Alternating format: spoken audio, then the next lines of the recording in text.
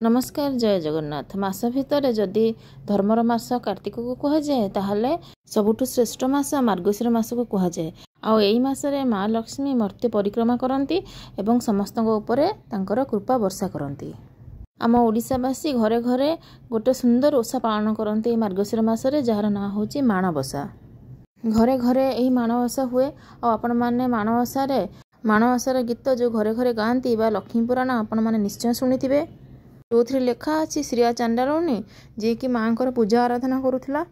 आ से सकाळु उठी तार नित्यकर्म सारी गोबर आनी घर दांड सब लिपि झोटी चिता पकाई धूप दीप नैवेद्य दे माँ को पूजा करुला।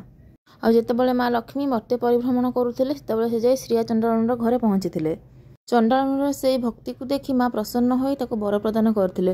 तार कुड़िया घर को राजउआस बदल ता कोल पुत्र संतान देइथिले एवं तार समस्त मनोकामना माँ पूर्ण करथिले। तेणु भक्तबंधु ए मार्गशीर मास को माँ लक्ष्मीकर मास बोली कह जाए। यही माँ लक्ष्मीकर व्रत बा माणबसा घरे घरे प्रचलित। हेले एठी प्रश्न होउछ जो माने निज घरे रहउछन्ते ओ आपनकर पूर्वरु माण अछि से माने प्रति वर्ष माण बसांती। किंतु कथा होउछ जो माने भड़ा घरे रहउछन्ते कि किछि लोक वर्तमान विदेश रे रहउछन्ते ओडिसा बाहर मध्ये रहउछन्ते आ सेमानंकर त निज घर सेठी नाही कि तांका पाखे माण मध्ये नथिबो आ घरु मध्ये माण से माने नै परिबेनी। कारण माण तो केबे काहाकू दियंतीनी आपण माने जानिथिबे। माण केवल निज घरे ही लोक माने बसांती। तेनु जो माने भड़ा रहउछन्ते बाहर रहउछन्ते विदेश रे रहउछन्ते से माने माणबसा किपरि करिवे आ से माने नुआ मान किणिकी करवा कथा कि नुहे से विषय चलतु आज आम जाना। तेणु ये आम आपन को कही रखा चाहूँ अनेक निज पाई घर परित्याग करछन्ति काहेकि ना पिलांको पाठ पढ़ा पाई आ निजर व्यवसाय पाई मध्य निजर चाकरी पाई मध्य लोक माने निज भिटामाटी छाड़ी निज गाँ छाड़ी सहर रे जाइकी रहउछन्ति। भड़ा घरे तो लोक भड़ा नेकी ही रुहंती। तापरे आ गोटे कथा स्वामी स्त्री जे कि बाहर रहले निज चाकरी आ पिलांको पढ़ा पाई आ माण तांकर रहले तांकर घरे जे थिबे से माने माण बसंती।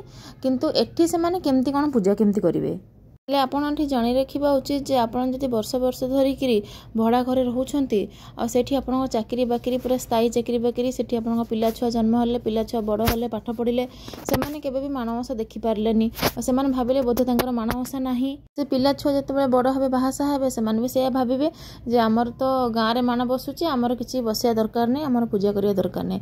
अनेक लोक अछन्ति जो माने कोन करंती माणबसा समय रे से माने छुट्टी नेकिरी तांका पिला मानकु धरिके गाँ को आसंती गाँ रे माण बसंती पिठा पणा हुए माँ को पूजा करा हुए से से सब जिनस देखती से सब जिनस करती पिला माने मध्य से सब जिनस देखिकी से सब जानती माणबसाटा केमिति हुए को पाल रे उजा हुए। कारण समस्त घरे अलग अलग नियम कानून रही।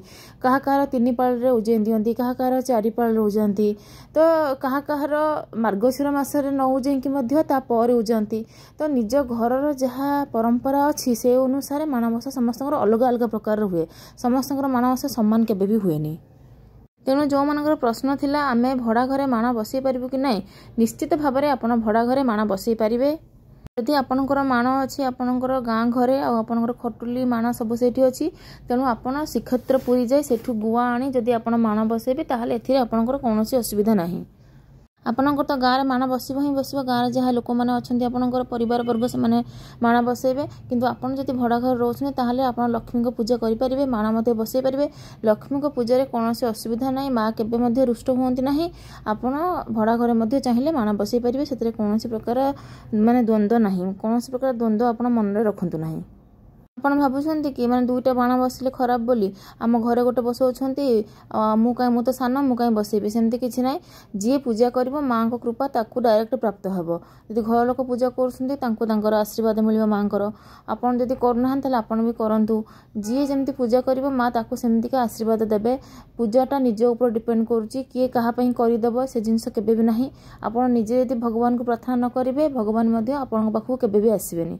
सेति पई कि ए सब जिंस किए कहा पूजा करदेव किए क्या ठाकुर को डाकिदेव किए क्या उपवास रखिदेव ये सब जिनस नुह। आपंकर जो हाथ गोड़ चलुची आपंकर जो देह सुस्थ अच्छी ताहले आपण से जिनस निजे करवा दरकार।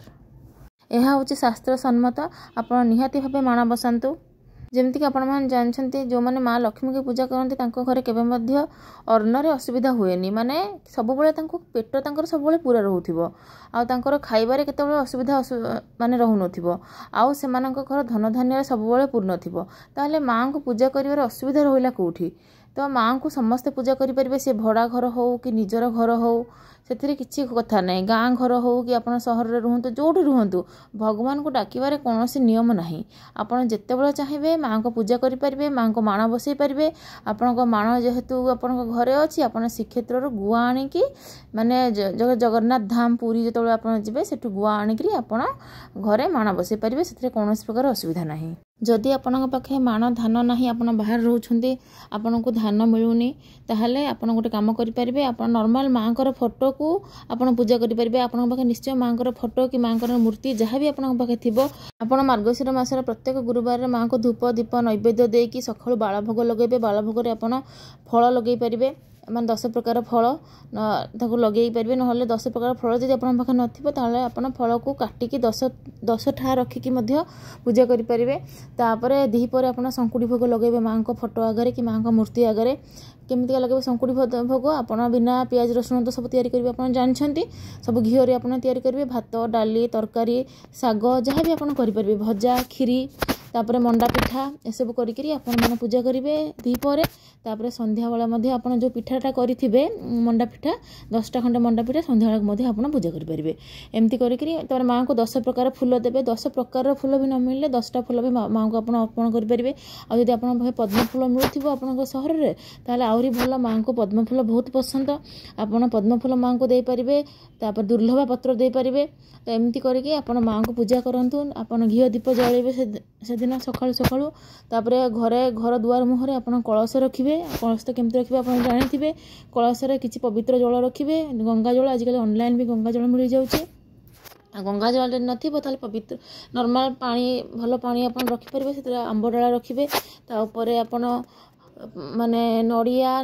रखिए नड़िया जो न मिलते किसी गोटे फल रखिए तापर चाउल सिंदूर दुब बरकोली पत्र फूल एसबू रखिकी आप कलश गोटे स्थापना कले बहुत भल आ से कलश कौटी स्थापना हम आमर घर आगे स्थापना हम माने दांड द्वार आपंकर अच्छी द्वार बंध घर भितर कि घर बाहर कौटी भी आप रखिपारे बाँ पटे रखिए आपड़ एक्जाक्ट सेम कलश आप दियों पाखे भी रखिए दियों पाखे जो रखिए ये कलशटा भी सेमती हम आप पानी भर्ती करेंगे कलश से आंब डाला रखिए तापर आपण पाखे जेकोसी नड़िया अच्छी कि पौड़ अच्छी किसी नड़िया पौड़ जो नथिबा आपण किसी गोटे फल रखिकी तापर दुब बरकोली पत्र हलदी टिके चंदन टिके सिंदूर टिके एसबू तापर पैता गोटे रखिए तापर 10टा चाउल रखिए तापर चुनरी हो ना आमर जो नाली सालुकना अच्छी ना नाली नथिले हलदिया कलर जब सालुकना अच्छी तापर रखिपारे तापर धूप दीप नैवेद्य देकी माँ को आप पूजा करेंगे एमती आपन को मुझे कहली आपण पाखे माण जदि नथिबो माँ का प्रतिबिंब माँ का फोटो जहाँ थी लक्ष्मी माता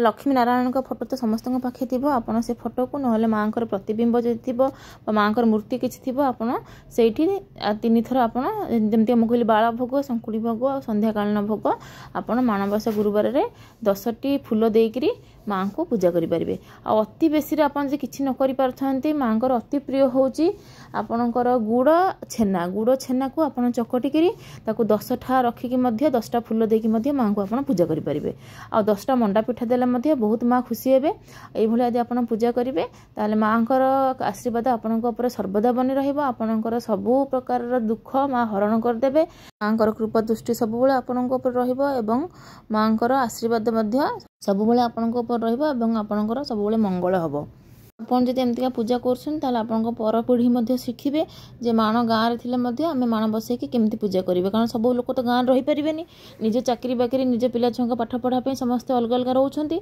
आमर माँ हूँ सब श्रेष्ठ देवी माँ लक्ष्मी से पूजा सब 10टा लखा जिनस आमर व्यवहार आम करे माँ को जहाँ भी नीति नियम रही तो मुझे कहली आपंकर लक्ष्मी पुराण में जमी जहाँ लिखाही नीति नियम से अनुसार आपण मैंने पूजा करेंगे यह कहुए जो घरे वास्तुदोष थी माँ को जब पूजा से घर हो माँ लक्ष्मी पूजा से घर हो तार वास्तुदोष दूर हो जाए आपड़ जदि माण न बसैकी पूजा करें धान माण आपण पाखे ना कि आप सबू पाली करना आटलिस्ट गोटे पाली आप अति भल भाव में जमी माँ को पूजा करने कथा आप भड़ा घर रहिले गोटे पाली आप जमती है निश्चित भाव माँ को पूजा करूँ आप भावुं आप किसी खराब हम सेमती पूजा कले किसी खराब हेनी ठाकुर को पूजा कले बरं आपणकर सब नकारात्मक शक्ति से घर दूर हो आपणकर उपरे माँ कृपा निश्चय लगी रहिबो।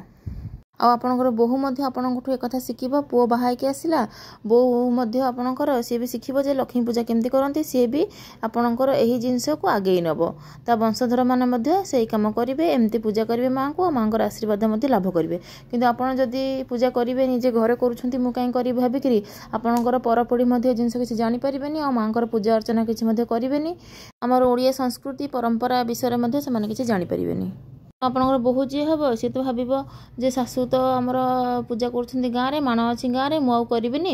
କାରଣ ସେ ଶାଶୁଙ୍କଠୁ ସେଇ ଜିନିଷଟା ଶିଖିଲେ। ତା ଶାଶୁ ମଧ୍ୟ କରୁନଥିଲେ, କାରଣ ଶାଶୁ ବି ଭଡ଼ା ଘରେ ରହୁଥିଲେ, ଚାକିରି ବାକିରି ଥିଲା, ଆଉ ସିଏ ବି କହୁଥିଲେ ମୋ ଶାଶୁ କରୁଛନ୍ତି ସେଠି ଗାଁରେ, ଆମେ ଏଠି କରୁନୁ।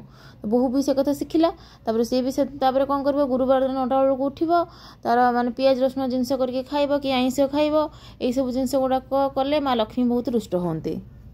ଶାଶୁ ଯଦି ଭଡ଼ା ଘରେ ସକାଳୁ ମାଣ ବସେଇବେ ଆଉ 10ଟା ମଣ୍ଡା ପିଠା କରିକି ଆଟଲିଷ୍ଟ ମାଆଙ୍କ ପାଖରେ ପୂଜା କରିବେ, ତାହେଲେ ବୋହୂ ମଧ୍ୟ ସେ ଜିନିଷ ଶିଖିବ ଯେ ମୋ ଶାଶୁ ଏମିତି ମାଣ ବସାଉଛନ୍ତି, ମାନେ ମୋତେ ମଧ୍ୟ ଏମିତି କରିବାକୁ ପଡ଼ିବ। ତାହେଲେ ଏଥିରୁ ଆପଣ ଜାଣିଲେ ଯେ ଭଡ଼ା ଘରେ ଆପଣ ନିଶ୍ଚୟ ମାଣ ବସାଇ ପାରିବେ।